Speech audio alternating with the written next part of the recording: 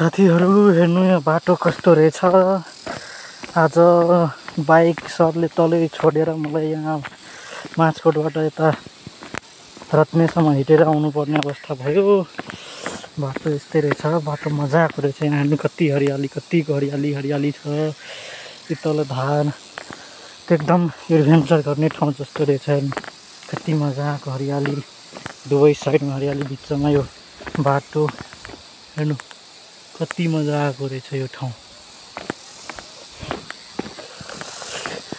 पैदल हिँडेर आउनु पर्यो, दुःख पनि लाग्यो, तर ठिकै छ। जे होस् एडभेन्चर गर्न पाइयो।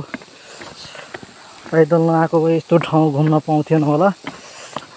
जे होस् ठाउँ घुम्न पायो। अब यहाँ मेरो नजिकै आइपुग्यो। यहाँ तल हेरिराख्नु भएको छ। यो तल थोरै म जुम गरेर देखाउँछु। यो तल देखिराख्नु भएको छ, यो बाटो हो। अब म बिस्तारै झर्दैछु।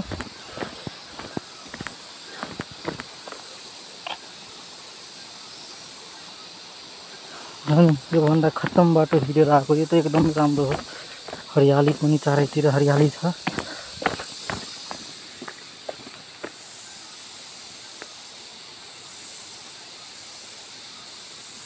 मजाको बाटो रहेछ। तल घर देखिरहेको, यति मजाको हरियाली पुरै हरियाली रहेछ। उता पनि पहाड, उता पनि पहाड, बिचमा म रहेछु। मैले रत्ने भन्ने ठाउँमा छु। स्याङ्जा जिल्लाको वालिङ नगरपालिका वडा नम्बर 4 मा पर्ने रहेछ यो रत्ने भन्ने ठाउँ। इलादीको सर आउँदै हुनुहुन्छ। म उहाँसँगै स्कुटीमा अब जानेछु। यो गण्डकी प्रदेशमा आज बन्द भएको कारणले गाह्रो भयो। अब भोलि पर्सिदेखि देशै बन्द हुन लाग्ने न्युज पनि आइराखेकै छ। यातायात विभागले बन्द गरेछ भन्ने कुरा छ। हेर्नु यहाँ घरहरू कति मजाको देखिरहेछ। हेर्नु यो टाइममै अझै राख्नु भएको छ घाँस दाउरा काटेर। अब हामी यहाँ पनि बाटो थियो होला पहिला, त्यो पहिरोले भगाएको जस्तो छ। कि पहिरो आएको यस्तै छ।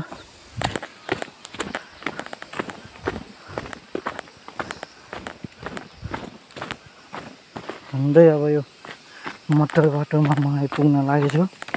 यहाँ हेर्नु त पहिरो आएर यहाँ त हालैमा चाहिँ आएको छ। एउटा आइमा यता आइराख्नु भएको छ। अब झन्डै तल अब झरे मटर बाटो। हेर्नु कस्तो रहेछ यो। अब म हजुरहरूलाई एकैछिनमा झर्ना देखाउँछु। यहाँ हेर्नु म यही माथिको बाटो आएको, पुरै पहाडको छेउ लागेर आएको। अब हजुरहरूलाई देखाउँछु यता पनि नजारा।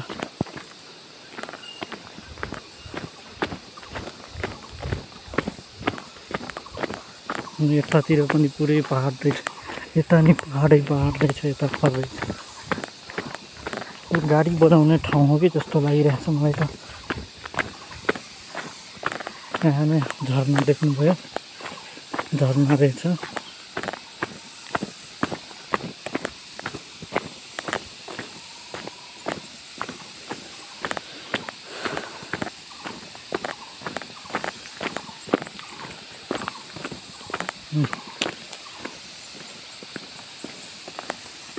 म हजुरको यता माथि देखिराख्नु भएको छ। यी माथिबाट यी झरेको, यी माथिबाट झरेको यी पहाडबाट।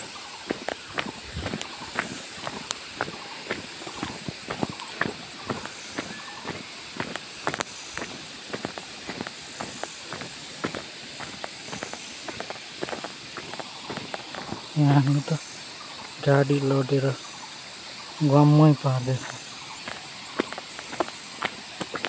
हेर्नु त कस्तो देखिरहेछ। माथि पुग्दै यहाँ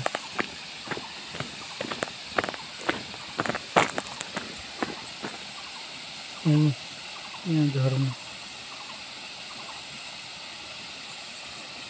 यस्तो झर्ना आइरहेको छ।